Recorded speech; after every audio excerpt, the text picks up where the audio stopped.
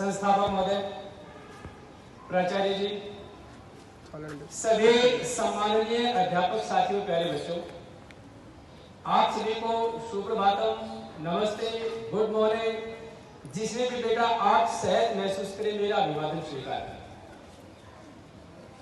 एक छोटी सी बात से बेटा मेरी बात को मैं शुरू करूंगा, और ये मेरा आपसे प्रणय निवेदन है। मुझे आप ये बताएंगे कि गोबर घेरना आसान है कि मुश्किल काम है? अगर आसान है तो हाथ खड़ा करेंगे, मुश्किल है तो हेड्स डाउन रखेंगे। जो आपकी माँ काम करती है वो काम आसान है कि मुश्किल है? आसान है तो हाथ खड़ा करेंगे, मुश्किल है तो हाथ नीचे रखेंगे। मुश्किल है, शाबाश। आपके पिताजी बेटा रात में खेत में पानी देने के लिए जाते हैं, जो समय सोने का होता है, गहरी नींद में होते हैं, भयंकर ठंड में होते हैं, लेकिन जब उनका टाइम होता है ना खेत में पानी देने का, तो खेत में जाते नींद को छोड़कर, नींद को त्याग करके। वो काम आसान है कि मुश्किल है?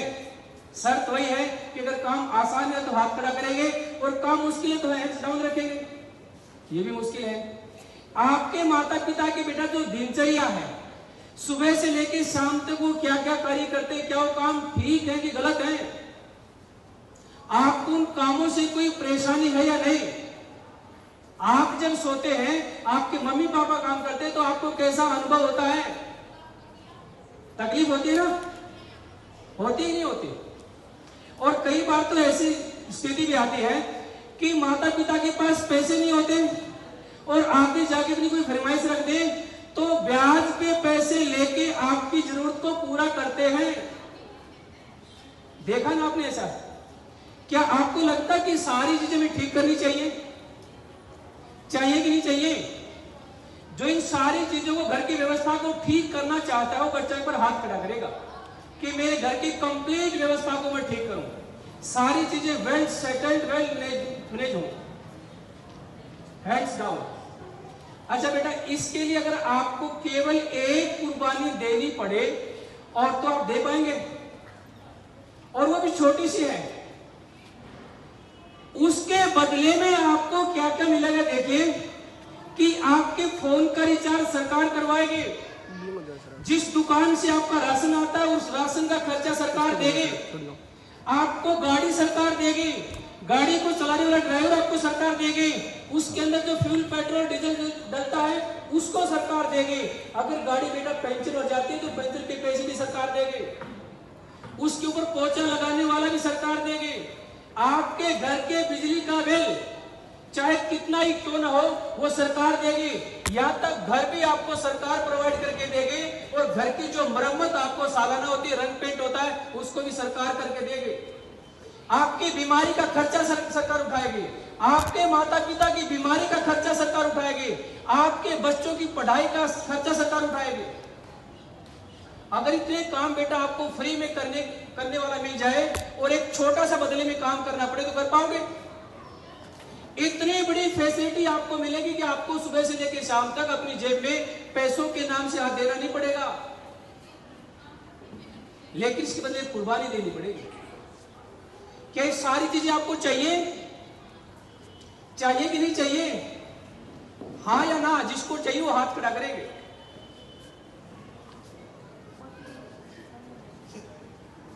जिसको ये सारी चीजें चाहिए कि ड्राइवर मेरी खिड़की खोले और जब मैं बैठूं तो मेरे को सल्यूट करके मुझे चलता करे, ये सबको चाहिए बेटा। लेकिन इसके लिए आप केवल एक काम करना पड़ेगा, आपको पढ़ना पड़ेगा। अच्छा, पढ़ना बेटा आसान है कि मुश्किल है? अपने मम्मी पापा के कार्य को ध्यान में देखें कि वो सुबह से लेकर शाम तक क्या क्या करते हैं। खून पसीने से पैसा कमाते हैं वो, और खून पसीने को मैं थोड़ा डिफाइन कर दूं कि मानो बेटा आपके पापा या आपकी मम्मी 8 घंटे काम करते हैं, और 7 घंटे के बाद उनको भयंकर बुखार हो गया। घर की जरूरत है 1000 रुपए, और 8 घंटे के रुपए मिलते हैं 700 या 600, और आपकी जरूरत को देख के बेटा आपके मम्मी पापा ने अपना बुखार भूल गए, और 1000 आपकी जरूरत को पूरा करने के लिए उसने 2 घंटे ज्यादा काम किया। तब जाके उनको 1000 रुपए मिले। इसका मतलब 7 घंटे तक उसका पसीना था और उसके बाद जो 2 घंटे काम किया बेटा उसका खून था। तो ऐसे खून पसीने की कमाई आपके माता पिता आपके ऊपर लुटाते हैं। किसके लिए? पढ़ने के लिए, कि मेरी जो जीवन शैली है, मेरी जीवन शैली से मेरी औलाद की जीवन शैली अच्छी हो जाए, मेरे पास जो सुख सुविधाएं हैं मेरी औलाद के पास सुख सुविधाएं ज्यादा हो जाएं। जिस मुफलिसी में, जिस तंगहाली में मेरा जीवन मैंने जिया है, कम से कम मेरी औलाद का जीवन ठीक हो जाए। यही तो करते हैं, यही करते हैं बेटा। अगर आप 10वीं क्लास में 10 बार भी फेल हो गए और 12वीं क्लास में आप 5 बार फेल हो गए और 5 बार फेल होकर आप कभी पास ही नहीं हुए, तो भी बेटा आपके माता पिता आपके साथ जीने की इच्छा नहीं छोड़ेंगे। वो मान लेंगे कि ज्ञान के बल पे, पढ़ाई के दम पे जो मेरी औलाद के जीवन में परिवर्तन आना चाहिए था वो इसके जीवन में लिखा ही नहीं, तो भी आपके माता पिता जी लेंगे बेटा। लेकिन जिस पैसे को वो आपके ऊपर दे रहे हैं, खर्च कर रहे हैं, उसका अगर आपने दुरुपयोग किया तो आपके माता पिता जीने की इच्छा छोड़ देंगे। कि कर्ज लेकर मैंने बच्चों को पढ़ाया, कम से कम बदतर स्थिति होने के लिए तो नहीं पढ़ाया, जीवन को संवारने के लिए पढ़ाया। तो आप बेटा केवल एक काम करेंगे, आज से पढ़ना शुरू करेंगे। पढ़ते तो आप हैं, लेकिन वेल मैनेजमेंट पढ़ेंगे कि मैं 4 से 6, 6 से 8 या 8 से 10, अगर इस तरीके से बेटा आपको पढ़ना आ जाएगा। और ये विद्यार्थी जीवन की तपस्या है। एक बेटा उदाहरण से मैं आपको समझाऊंगा कि मानो प्रतिदिन आपको अध्यापक कहते हैं कि बेटा पढ़ा करो पढ़ा करो, और कई बार बात दिमाग के ऊपर से जाती है, लेकिन एक दिन आपके दिमाग में बात घर कर गए कि और आपने निश्चय कर लिया कि आज से मैं पढ़ना शुरू करूंगा या पढ़ना शुरू करोगे। आपने निश्चय किया कि मैं सुबह 4 बजे से लेकर 6 बजे तक मैं पढ़ूंगा या पढ़ूंगी।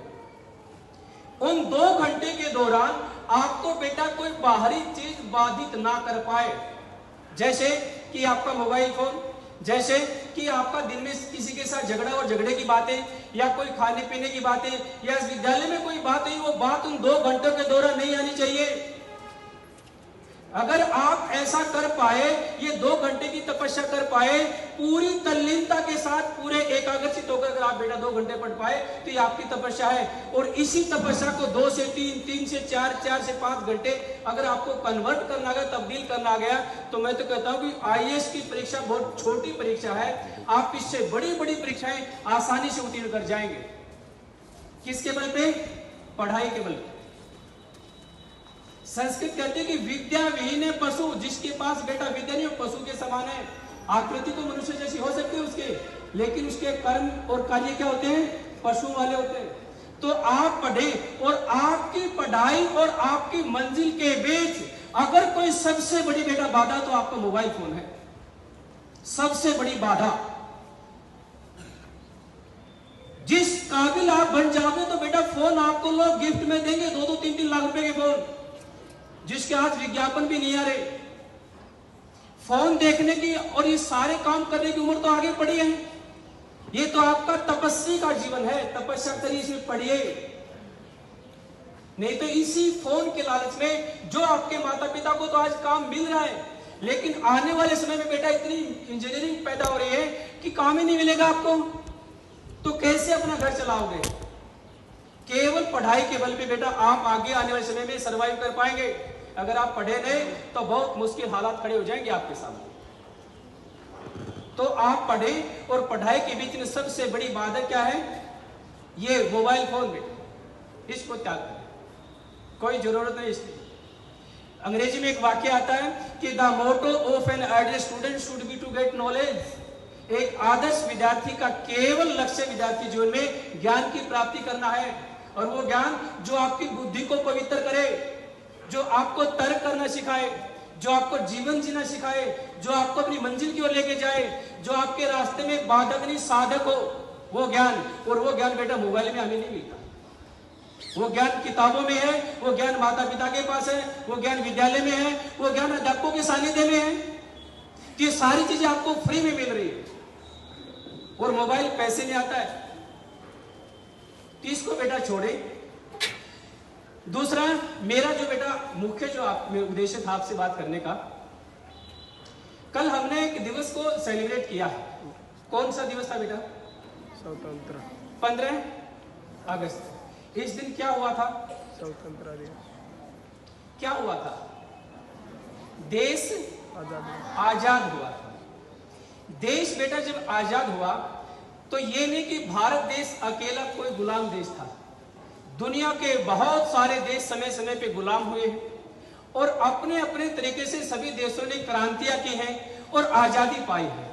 लेकिन जितना रक्त रंजित इतिहास भारत की आजादी का है, ऐसा दुनिया के किसी भी देश का इतिहास नहीं। ऐसी विभीषिका, ये मोबाइल फोन बेटा जब हमारा घर रह जाता है ना, ऑफिस के लिए जब घर से बाहर निकलते हैं और हमारा फोन घर पे रह जाता है तो बड़ी कयामत आ जाती पूरा दिन। आप देखिए कि ये पक्की तय बात है कि शाम को फोन में मिल जाएगा। लेकिन ये जब क्रांति हुई थी, आजाद देश हुआ था, तो बेटा ऐसे ऐसे परिवार और एक नहीं लाखों निरीह लोगों का कत्ल किया गया था और सारा घर परिवार, जमीन, पशु, सारे गहने, बच्चे भी छोड़ छोड़ के उनको अपनी जान बचाकर भागना पड़ा था। ये विभीषिका का दिन था, वो त्याग का, समर्पण का। जिन शहीदों ने अपनी शहादत बेटा दी देश को आजाद करवाने में, उनका कोई धर्म नहीं था, उनकी कोई जाति नहीं थे, उनका धर्म था तो केवल एक राष्ट्र धर्म, और कोई उनकी जाति थी तो केवल एक जाति थे, मानव या मनुष्य जाति थे उनके। आज जो समाज बेटा हमारा जाति में बटा है, ये कभी राष्ट्र का भला नहीं कर सकता।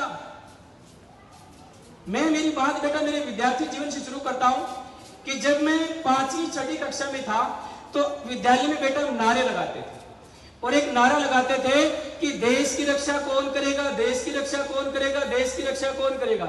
ऐसे लगाते थे ना, अपनी मम्मी पापा से घर पे जाके पूछना। बच्चे जवाब देते थे कि हम करेंगे, हम करेंगे, हम करेंगे, हम करेंगे। मेरे दिमाग में एक बात आए कि इस नारे का महत्व यह है कि भारत की सेना के साथ मिलकर चीन की सेना के साथ युद्ध लड़ा जाए या भारत की सेना के साथ मिलकर पाकिस्तान की सेना के साथ युद्ध लड़ा जाए। और ये बात तो बेटा घर कर गई थी, क्योंकि बार बार अध्यापक हमें बताते थे कि आप बताओ बेटा कि हमारे देश के पहले परमवीर चक्र विजेता कौन थे, जिनको पहला परमवीर चक्र मिला था मरणोपरांत। पाकिस्तान का जन्म बेटा कौन से महीने में हुआ था? अगस्त के महीने में हुआ था ना। हमसे एक दिन पहले, कल माने 14 अगस्त को पाकिस्तान अपना स्वतंत्रता दिवस मनाता है, हम एक दिन बाद मनाते हैं। माने 14 अगस्त 1947 को पाकिस्तान का जन्म हुआ और पाकिस्तान ने अपने जन्म के 2.5 महीने बाद माने 5 नवंबर 1947 को पाकिस्तान ने पहला बम हमला किया भारत के ऊपर। और उसमें बड़गांव के पास, जो जम्मू कश्मीर में एयरपोर्ट के पास पहला बम हमला किया, उसमें पंडित सोमनाथ शर्मा मारे गए, उनकी शहादत हुई। वो हमारे देश के पहले परमवीर चक्र विजेता थे। ये टीचर जब बेटा हमें बार बार बताते थे ना, भावना हमारी बन गई थी। लेकिन जो जो विद्यार्थी जो आगे चलता चला गया तो ये बात समझ में आई कि ये काम तो हमारे देश की सेना बड़ी आसानी से करती है। वो न केवल देश की सीमाओं की रक्षा करती है, बल्कि देश के प्रत्येक नागरिक को घर तक सुरक्षा मुहैया करवाती है। तो इस नारे का विद्यालय में महत्व क्या है, क्यों लगाते हैं? थोड़ा पता चला पढ़ने के बाद कि इस नारे का महत्व यह है विद्यालय में लगवाने का कि हम जहां कहीं हैं वहां बेटा देश के लिए क्या कर सकते हैं। हम घर में हैं, स्कूल में हैं, सड़क पे है, बस स्टैंड पे है, रेलवे स्टेशन पे है, एयरपोर्ट पे, मंदिर में, पार्क में या कोई और पब्लिक पैलेस है, हम वहां देश के लिए क्या कर सकते हैं। माने देश की सेवा करने के लिए सेना में भर्ती होना कोई बहुत ज्यादा जरूरी नहीं है। सारे आप सेना में भर्ती नहीं हो सकते, लेकिन छोटे छोटे काम करके भी देश की रक्षा, देश की सेवा की जा सकती है। ये बात मैं बेटा आपसे कहना चाहता हूं। मेरी प्रबल इच्छा थी कि मैं मिलिट्री में जाऊं या डिफेंस में जाऊं, लेकिन नहीं जा पाया। इसका मतलब ये नहीं कि भावना मेरी खत्म हो गई। मैं आपसे बात करता रहता हूं, ये भावना यहाँ पे भरता रहता हूं, तो काम तो ये भी हो रहा है। माने हमें ऐसा मान रखा है कि जब हम वहां जाएं तो ही देश की रक्षा हो सकती है। छोटे छोटे काम करके, अगर बेटा आप अपने कमरे से बाहर आ रहे हैं छुट्टी के बाद और आपने अपना स्विच, जो फैन का स्विच था वो ऑफ कर दिया, तो भी देश की रक्षा ही है। उसके लिए बंदूक उठाना जरूरी नहीं है, वो सेना उठा रही है। दुनिया में जितने भी देश हैं जैसे चिली है, ब्राजील है, मेक्सिको है, कोस्टारिका है, कोलंबिया, अर्जेंटीना, चाड, भारत, पाकिस्तान, ये जितने भी देश है बेटा, इन सारे देशों में एक कॉमन रूप से एक बात कि ये सारे देश बेटा आपस में कभी व्यक्तिगत रूप से और कभी सामूहिक रूप से एक दूसरे पर हमले करते हैं।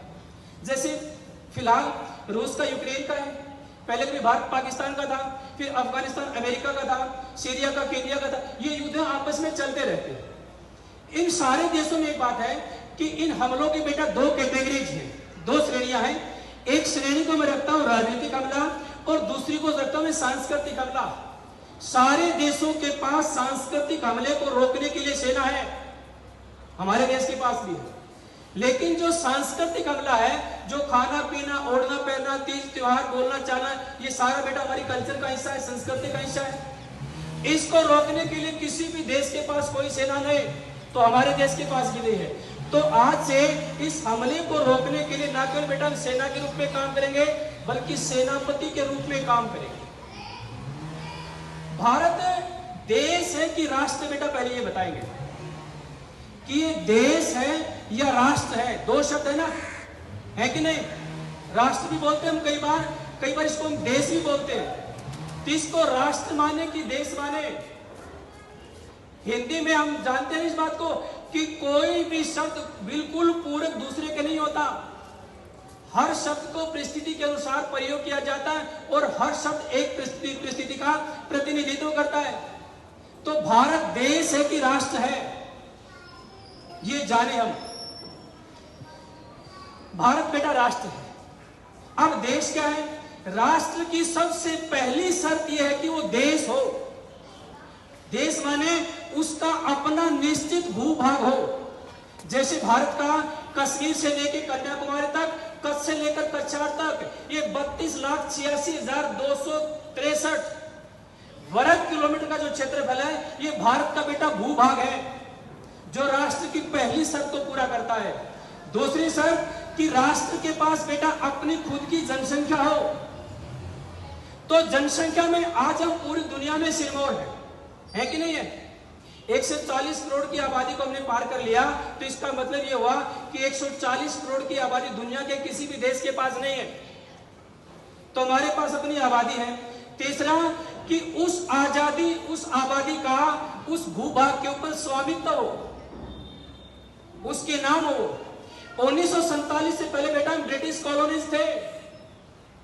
जब तमाम दूसरे देशों की जो औपनिवेशिक ताकतें अपने अपने वर्चस्व को स्थापित कर रही थे, तब भारत गुलाम था, राष्ट्र नहीं था, तब देश था। माने हमारे पास अपना भूभाग है बेटा, और हमारे पास अपनी जनसंख्या है, और तीसरा हमारी जनसंख्या का उस भूमि के ऊपर आधिपत्य भी है। भाई आपकी जमीन आपके पिताजी के नाम है, मेरी जमीन मेरे पिताजी का नाम है कि नहीं है? और चौथी शर्त बेटा जो इस राष्ट्र में चेतना लेके आती है, उसके बिना कोई भी राष्ट्र मर्द प्राय है। उसकी संस्कृति, उसकी कल्चर। भारत जब बेटा अलग हुआ पाकिस्तान जब भारत से अलग हुआ, तो मोहम्मद जिन्ना ने एक ही बात कही थे कि मेरी पूजा पद्धति अलग है, मेरी मान्यताएं अलग हैं, मेरा ओढ़ना पहनना अलग है, मेरा आपसे कुछ मिलता ही नहीं, तो मैं कैसे आपके साथ रह सकता हूं? माने वहां संस्कृति खत्म हुई, और एक नए वर्तमान में बेटा जो बलूचिस्तान है, उसमें कुछ बलूच लोग रहते थे, उन्होंने अपना अलग से बना लिया। आज का जो पहले जो पश्चिमी पंजाब था, वो आज पाकिस्तान का हिस्सा है। तीसरा सिंध, जहां सिंधी लोग रहते थे, उनकी अपनी संस्कृति अलग थे, तो उन्होंने अपने अलग राष्ट्र की मांग की। मानी तीनों चीजों ने एक प्रमुख तत्व के रूप में काम किया, और पाकिस्तान बेटा हमसे अलग बन गया। मानी जहां जहां भारत की संस्कृति मरती है, संस्कृति खत्म होती है, वहां बेटा राष्ट्र सिकुड़ता आया है, टूटता आया है। तो संस्कृति बेटा हमने बचाना बहुत जरूरी है। किसी भी राष्ट्र की अपनी खुद की संस्कृति होती है, तो हमारे देश की भी संस्कृति है। अब इसमें बेटा जो चेतनता की बात की, जो संस्कृति राष्ट्र में चेतना लेके आती है, मैंने शुरू में जिस जाति की बात की, तो किसी भी क्रांतिकारी की कोई जाति नहीं थे। उन्होंने ये कभी नहीं कहा कि मैं जाटों को